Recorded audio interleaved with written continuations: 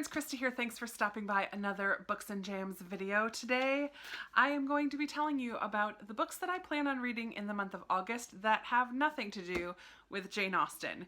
You probably have already seen my Austen August TBR, the books that I'd like to read that have something to do with Jane Austen, and I'm really hoping that a few of you decide to join me for Austen August. But this pile of books that I have here are 5 other books that I plan on reading this month that don't have anything to do with Jane Austen. So let's just jump in. August is going to be such a fun reading month. I can't even wait. I'm so excited about all of these, plus all the Jane Austen books. It's going to be good, but there's a lot of them. First off, I want to tell you about my Goodreads read-along group pick for the month. In July, we kind of took a little bit of a break, a much needed break for me. I was gone for 2 weeks, and I still haven't even read June's book of the Alice Network. I'm so far behind. So maybe I should have added that to this pile, but that's okay. Someday I will read the Alice Network and jump into the group and see what others of you thought about that book, because I just didn't read it. But in August, we're going to be reading Pachinko. Woof, almost hit my face. In August, we're going to be reading Pachinko by Min Jin Lee. This is a historical fiction family saga that takes place in Japan. I heard Min Jin Lee speak last year at the National Book Festival in DC, and ever since then have been very interested in reading this book. I don't know too much about it. I know it's kind of like an epic family drama. It takes place in the early 1900s. And we follow, I think, a couple generations of this family. The last paragraph of the summary says, richly told and profoundly moving, Pachinko is a story of love, sacrifice, ambition, and loyalty. From the bustling street markets to the halls of Japan's finest universities, to the pachinko parlors of the criminal underworld, Lee's complex and passionate characters, strong, stubborn women, devoted sisters and sons, fathers shaken by moral crisis, survive and thrive against the indifferent arc of history.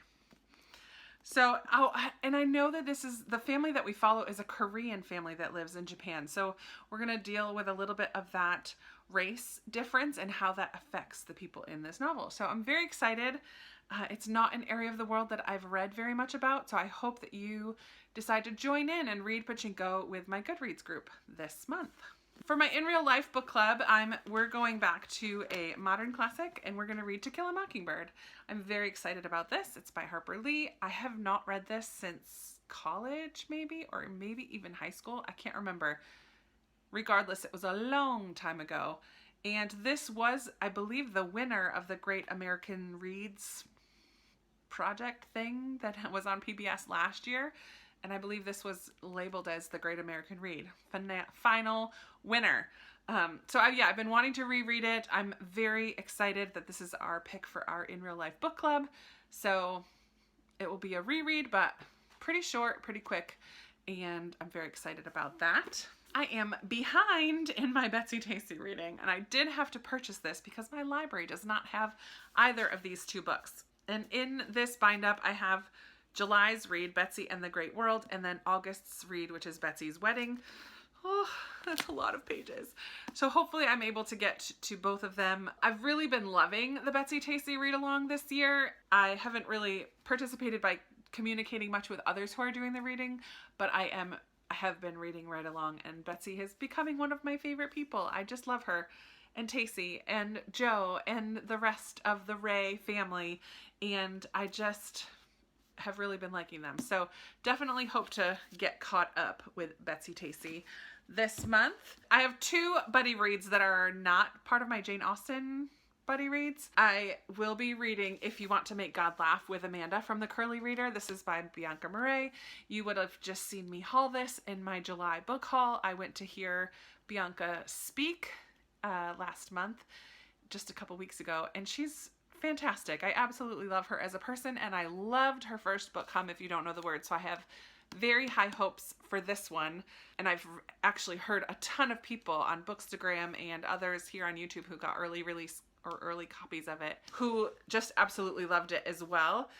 In this one, we follow 3 women in South Africa again, and this timeline is a little bit after If You Don't Know the Words. We actually start the book right at the end of apartheid, when Black people are getting the chance to vote for the first time. So apartheid is ending, and so what does the country look like with this new structure or lack thereof, and how is that all going to work. And also AIDS is a huge problem in South Africa at this time, and affects so many people, and we lose almost a whole generation because of AIDS. So that is a huge part of this book as well. To hear Bianca talk about growing up in South Africa and what things were like for her and the relationships and people that she knew, and the reasoning behind writing both Hum and this book was just so wonderful, and I'm absolutely super excited to read this with Amanda. We both loved Hum, if you don't know the words, and so it'll be really fun to read another book with her by Bianca Murray. Amanda, we could read other books together too, but I'm glad that we're reading this one together. And then my final buddy read and planned read for the month of August is Us Against You by Frederick Buckman. I'll be reading this with Lindsay from Lindsay's Little Library. We read Beartown together a year ago, or just over a year ago. It's quite a long time ago, and have just never picked up the sequel, either of us, so we thought, well, let's read it together. I'm really excited to read Us Against You. Both of us loved Beartown and loved talking about it with each other. There was a lot to discuss and to talk about, and a lot of emotions that it brought up, and a lot of really good quotes and things to think about. So I'm hoping Us Against You has that same qualities, like the same excitement to talk about things with each other. So I'm really excited to be reading that with Lindsay. So those 5, Us Against You plus these 4, in itself is a lot of reading. I mean, look at these, they're pretty chunky. Actually, it's 6 because this is 2. But add to that all my Jane Austen reading I want to do, and I have a lot of reading time on my hands. I'm very excited about these books. I would love to chat with you down in the comments below. What is a book that you are excited for in the month of August? If you haven't yet seen my Jane Austen or my Austen August video, please go and watch that. Let me know if you're planning to participate at all. Let's chat down in the comments about any of these books and what you're planning to read in the month of August, and I definitely will be talking to you in another video very soon. Bye!